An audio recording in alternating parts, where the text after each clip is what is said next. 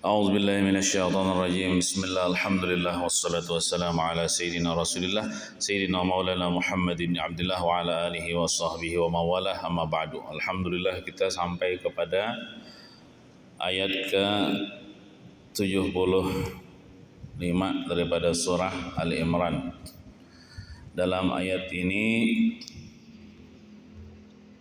Allah Subhanahu wa taala mengisahkan, menerangkan bahwa di antara ahli kitab ialah orang-orang Yahudi, ulama-ulama Yahudi yang dia alim dalam kitab Taurat, cuman kadang mengamalkan itu nah.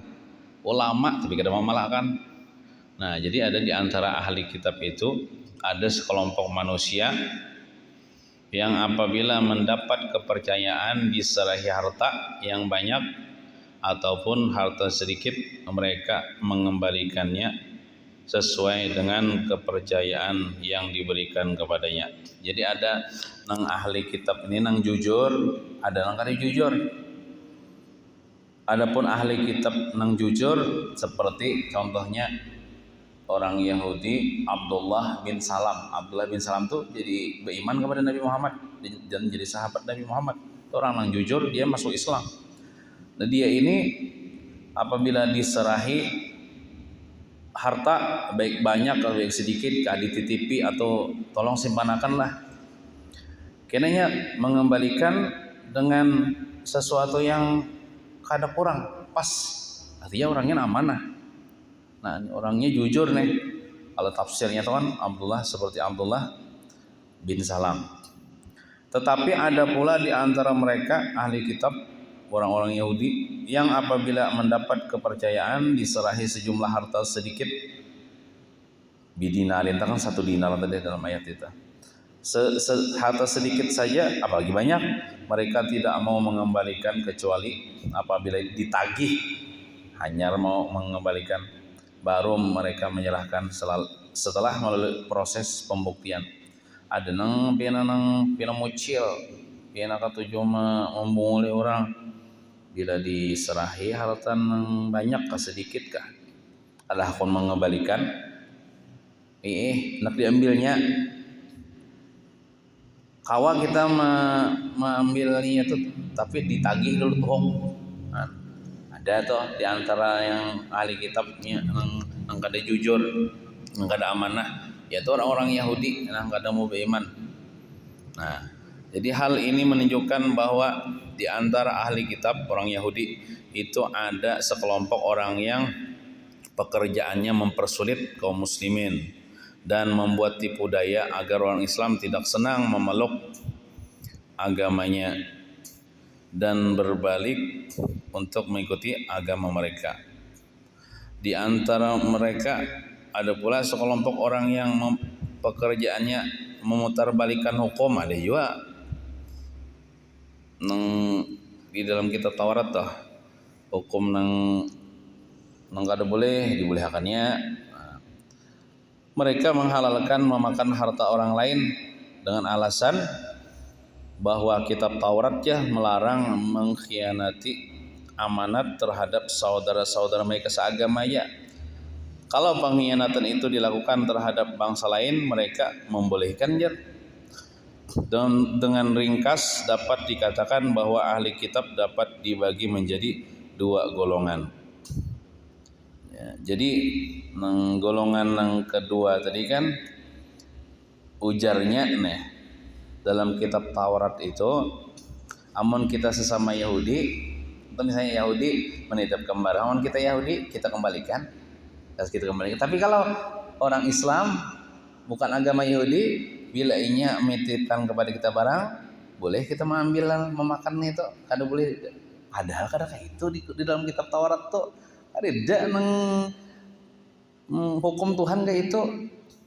Hukum Tuhan tuh siapakah nang menitipkan harta kepada kita, harus kita kembalikan karena hartanya tuh. Jadi buahnya tuh memutarbalikan hukum, merubah ayat Tuhan. Jadi ahli kitab itu terbagi kepada 2. Yang pertama, ahli kitab yang betul-betul berpegang pada kitab Taurat, yang betul-betul bisa dipercaya. Sebagai contoh misalnya Abdullah bin Salam. Abdullah bin Salam ini kan akhirnya berimannya lawan Nabi Muhammad. Ini jujur nih orang Yahudi yang jujur, yang dititipi harta oleh orang Quraisy, orang Arab dalam jumlah besar, kemudian harta itu dikembalikannya. Ini jujur. Kan ini memakai hukum kitab Taurat yang sebujurnya. Nah, kemudian golongan yang kedua ada ahli kitab yang tidak dapat dipercaya karena apabila mereka dititipi harta walaupun sedikit, mereka mengingkari dan tidak mau mengembalikannya lagi kecuali apabila dibuktikan dengan keterangan yang masuk akal atau apabila melalui proses pembuktian di muka pengadilan. Jadi lamun berurusan lawan hubungan ahli kitab nang culas nih, harus ada buktinya, maksudnya hati hitam putihnya. Kalau sekarang kan di video menyerahkan harta, dah jangan ada buktinya bisa diambilnya. Dengan alasan dia kitab Taurat membolehkan kami mengambil harta selain Yahudi. Sebagai contoh ialah siapa nang orang Yahudi nang ahli kitab nang culas tah angka dijur yaitu Ka'ab bin Al-Ashraf ngarannya, yang dititipi uang 1 dinar aja oleh orang Quraisy, orang Arab, kemudian dia mengingkari titipan itu. Kadideu kan menitiki barang no kayak mukulim itu. Nah, enggak ada buktinya mukulim. Mau ada buktinya ya ditagih dulu bihimat hanyar. Nah, sebab-sebab mereka melakukan demikian ialah karena mereka beranggapan tidak berdosa aja apabila mereka tidak menunaikan amanat terhadap seorang muslim. Inya kayak itu Bang. Sudah dibutakan oleh dunia, walaupun ahli kitab Taurat, walaupun ulama Yahudi, tapi kalau sudah dibutakan oleh dunia, cinta kepada dunia, cinta kepada harta, ya tadi diulahnya hukum boleh mengambil harta selain Yahudi ya nam cari duit lah. Karena mereka beranggapan bahwa tidak ada ancaman dan tidak ada dosa apabila mereka makan harta seorang muslim dengan jalan yang batil. Padahal itu ajaran sesat, menyesatkan. Tidak, itu ajaran itu dalam kitab Taurat. Kitab Taurat itu melajari nang kebaikan-kebaikan, kada melajari kezaliman, mengambil harta orang. Secara ringkas dapat dikatakan bahwa menurut pendapat mereka, setiap orang selain bangsa Yahudi tidak akan diperhatikan Allah. Jadi orang Yahudi ini menganggapnya paling mulia di permukaan bumi, kaum yang paling mulia, yang lainnya kada diperhatikan Tuhan, kada dihidain Tuhan. Ujar bubuhan Yahudi nih. Bahkan mereka mendapat murka dari Allah. Dipadahakannya selain orang Yahudi dapat murka berataan. Kami Yahudi ini jangan kada dapat murka ajarnya. Oleh sebab itu harta mereka tidak akan mendapat perlindungan. Jadilah orang dimurkai Tuhan tuh jar. Orang Yahudi boleh aja hartanya kita ambil. Dan mengambil harta mereka tidak dianggap sebagai dosa, ujarnya. Tidak diragukan lagi bahwa anggapan serupa ini termasuk pengingkaran, penipuan dan pengkhianatan terhadap agama, terhadap kitab Taurat. Maksudnya mereka mengetahui dan menyadari bahwa mereka sengaja berdusta dalam hal itu. Buhannya tahu pada ini itu kada boleh, tapi dibolehkannya mengambil harta orang, berdusta kalau ngarannya itu atas nama agama pulang. Padahal mereka telah mengetahui bahwa dalam kitab Taurat tidak ada ketentuan sedikit pun yang membolehkan untuk mengkhianati orang Arab ataupun orang lain dan memakan harta orang Islam secara tidak sah. Kada di Taurat malah jadi nang kayak itu. Mulai zaman Nabi Adam, Nabi siapa nang bisi kitab Sohop, kitab-kitab Injil, kitab Zabur, apalagi kitab Quran kan kada kisah melajari kita tah menzalimi, mengambil harta nang kada seagama dengan kita. Misalnya orang kafir, orang non muslim, orang Cina, orang Kristen minta titip barangan kita. Kena bila mengambil kita julung ya lah dengan lengkap. Orang kafir ya kan boleh kita menjalimi hartanya, apalagi orang Islam. Sebenarnya mereka telah mengetahui hal itu, tetapi mereka tidak berpegang kepada kitab Taurat. Ahli kitab Taurat aja, ulama aja, tapi kada memalakan, memutarbalikkan fakta. Mereka lebih cenderung bertaklid kepada perkataan pemimpin agama mereka nang sasat jo bang lah, dan dan menganggapnya sebagai ketentuan yang wajib mereka ikuti. Padahal pemimpin-pemimpin mereka itu mengemukakan pendapatnya mengenai hal-hal yang bersangkut paut dengan agama, dengan menggunakan penakwilan, dengan akal dan selera. Mereka tidak segan-segan mengubah susunan kalimat asli kitab Taurat untuk memperkuat pendapat mereka. Mereka mempertahankan pendapat itu dengan mencari-cari alasan yang dapat menguatkannya. Coba tuh nang diikuti tuh pemimpin nang sebujurnya siapa? Nabi Musa. Nabi Musa tuh pemimpin sebujurnya nabi yang lain nabi orang Yahudi, ikuti Nabi Musa.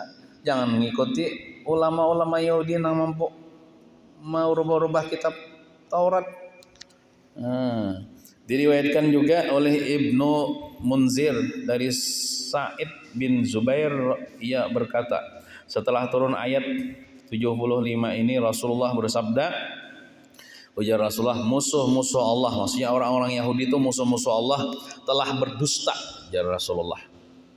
Tidak ada sesuatu ketentuan di zaman jahiliyah melainkan telah berada di bawah kedua telapak kakiku ini.